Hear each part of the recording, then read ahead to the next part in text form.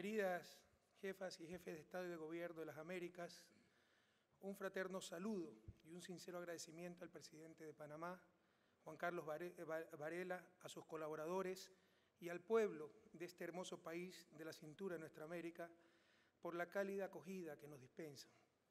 Deseo saludar al nuevo secretario general de la OEA, Luis Almagro, recientemente elegido en la reunión de la Asamblea General de Washington y que tiene ante sí un reto difícil pero insoslayable, transformar radicalmente esa institución.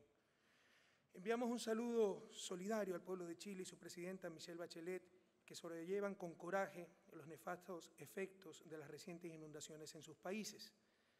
Todo nuestro apoyo al presidente Santos y su voluntad política inquebrantable de continuar en el camino hacia la paz definitiva en Colombia.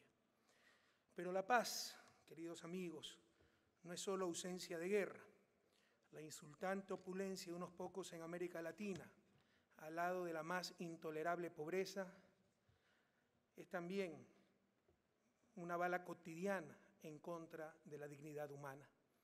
Por ello creo que el lema de la cumbre, en lugar de prosperidad con equidad, debería ser equidad, justicia para la prosperidad. Hoy asistimos a un evento histórico, en un triunfo irrestricto de la dignidad, la soberanía y la solidaridad entre los pueblos. Acogemos a la hermana República de Cuba como un miembro de pleno derecho de este foro, del que nunca debió ser excluida. Sin embargo, nuestra alegría no puede ser completa. Aún queda por extirpar el inhumano e ilegal bloqueo contra Cuba. También está pendiente la devolución a Cuba del territorio ocupado de Guantánamo. Compañeras, compañeros, en la Guerra Fría se sostenía en la región a las dictaduras más sangrientas. Entonces sí, sin importar en absoluto libertades de prensa, derechos humanos, la misma democracia. Recordemos, por ejemplo, que la Asamblea de la OEA de 1976 se realizó en Santiago de Chile y fue presidida por el canciller Augusto Pinochet. La acción invasiva e injerencista durante esos años se basaba en el combate al comunismo. Ahora el argumento es la defensa de los derechos humanos. La orden ejecutiva del presidente Obama contra Venezuela viola flagrantemente el derecho internacional y particularmente el literal E del artículo 3 de la Carta de la OEA. La respuesta que ha dado la región ha sido contundente, rechazando la orden ejecutiva y pidiendo su retiro. Nuestros pueblos nunca más aceptarán la tutela, la injerencia ni la intervención. Su memoria está lacerada por los abusos y la violencia del pasado. Panamá es un buen ejemplo de aquello, con la invasión de diciembre de 1989 que provocó miles de muertes para sacar al sangriento dictador que los mismos invasores habían apoyado. Sin embargo, continúan los ilegales intervencionismos. Hace pocas semanas, funcionarios del Departamento de Estado solicitaron al Congreso de los Estados Unidos recursos para, cito, apoyar la libertad de prensa, los derechos humanos y la democracia en el hemisferio, incluyendo Cuba, Venezuela, Ecuador y Nicaragua. ¿Nos interesan realmente estos temas? Pues bien, tratémoslos en este foro. Hablemos de derechos humanos. De acuerdo a la CEPAL, Comisión Económica para América Latina, en el periodo 2007-2013, Ecuador es de los 3 países latinoamericanos que más ha reducido desigualdad. Durante nuestro gobierno, de la histórica reducción de pobreza en 12.5 puntos porcentuales, tan solo 5.4 puntos son por efecto crecimiento y 7.1 por efecto redistribución. En Ecuador no tenemos torturas, pena de muerte ni ejecuciones extrajudiciales. Con la reforma judicial aprobada por los ciudadanos en consulta popular del año 2011, los jueces son seleccionados por concurso público de méritos organizado por un ente autónomo del Ejecutivo. Finalmente, y esto es muy importante, Ecuador es uno de los tan solo 7 países de los 35 del hemisferio que ha suscrito absolutamente todos los instrumentos interamericanos de derechos humanos. Muchos países ni siquiera han ratificado la Convención Interamericana de Derechos Humanos o Pacto de San José. La realidad es que necesitamos no solo un nuevo sistema de derechos humanos, sino un nuevo sistema interamericano. Debemos entender que las Américas al norte y al sur del río Bravo son diferentes y debemos conversar como bloques. La Organización de Estados Americanos ha sido históricamente capturada por intereses y visiones de América del Norte, y sus sesgos y atavismos acumulados la vuelven ineficiente y poco confiable para los nuevos tiempos que viven Latinoamérica y el Caribe. Un ejemplo fue la Guerra de las Malvinas, donde se destrozó el Tratado Interamericano de Asistencia Recíproca, el TIAR, lo cual debió ser suficiente para que la OEA desapareciera. Nuestro abrazo solidario al pueblo argentino y su lucha por las Malvinas, ejemplo descarado de colonialismo en el siglo XXI. Otro ejemplo fueron las décadas que Cuba estuvo absurdamente excluida de la OEA, o el mismo bloqueo contra Cuba. La Comunidad de Estados Latinoamericanos y del Caribe, CELAC, debe ser el foro para las discusiones latinoamericanas y caribeñas, y la OEA debiera convertirse en el foro en el que, como bloques, CELAC y América del Norte procesen sus coincidencias y conflictos. En cuanto al sistema interamericano de derechos humanos, es necesario un poco de coherencia, que solo podamos participar en las diferentes instancias los países que hemos ratificado la Convención Interamericana. Por ejemplo, la Comisión Interamericana de Derechos Humanos tiene sede en Washington, que no ha ratificado el Pacto de San José, y además dicha comisión es innecesaria.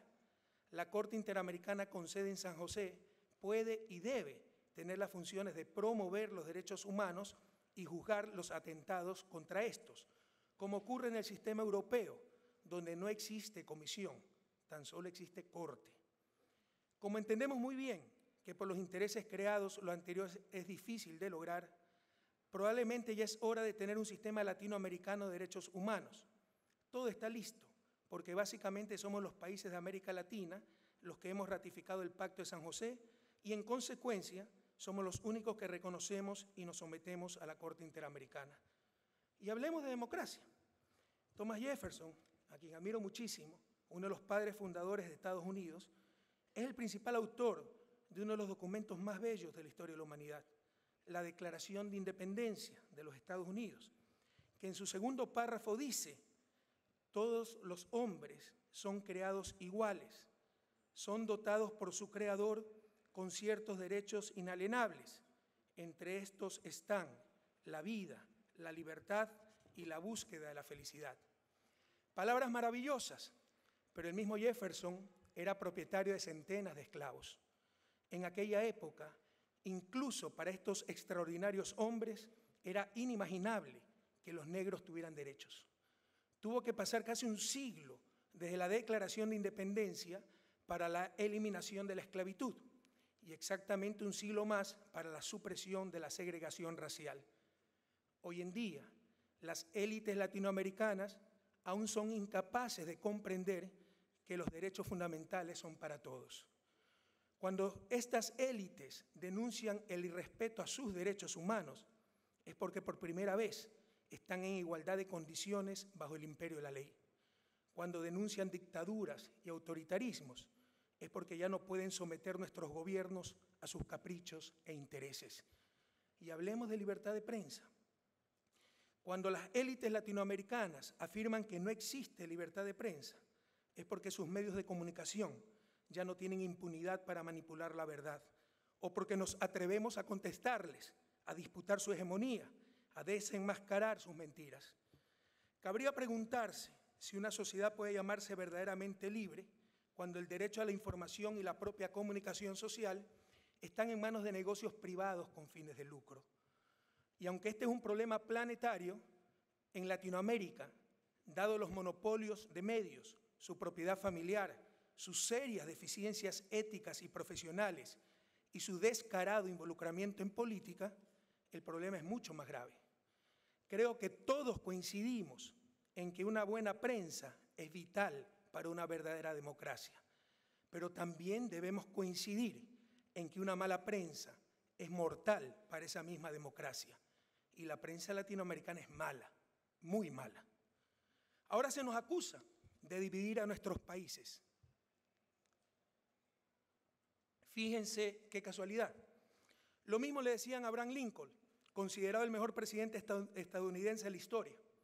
Lo llamaron tirano, déspota, fanático, loco, por su noble lucha por la abolición de la esclavitud. Provocó una guerra civil que en caso de derrota hubiese generado la división del país y Lincoln probablemente hubiese pasado a la historia como un criminal. Lean lo que decían los medios esclavistas de aquel entonces. Aprendamos algo de la historia. Queridas amigas, queridos amigos, con el descubrimiento del nuevo continente, Norteamérica y Latinoamérica prácticamente empezaron al mismo tiempo su historia. ¿Alguna vez se han preguntado por qué Latinoamérica no es Estados Unidos, el país más poderoso del planeta, y viceversa? Este es uno de los grandes enigmas del desarrollo. Las respuestas son múltiples y complejas, pero sin duda una de esas respuestas es la clase de élites que dominaron y dominan aún a nuestra América. Ojalá, querido presidente Obama, se entienda que por defender sus intereses o por mala información, ustedes sostienen a esas élites que tanto daño nos han hecho. Todos los hombres son creados iguales, son dotados por su creador con ciertos derechos inalienables. Entre estos están la vida, la libertad y la búsqueda de la felicidad. En Ecuador y en toda América Latina también sostenemos estos principios y los haremos realidad a cualquier costo, y no solo para las élites o en algún momento futuro, sino ahora y para todos. Prosperidad con equidad, yo diría, equidad para la prosperidad, pero también soberanía y dignidad. Llegó la hora de la segunda y definitiva independencia para nuestra América. Muchísimas gracias. Gracias al presidente Rafael Correa por su intervención.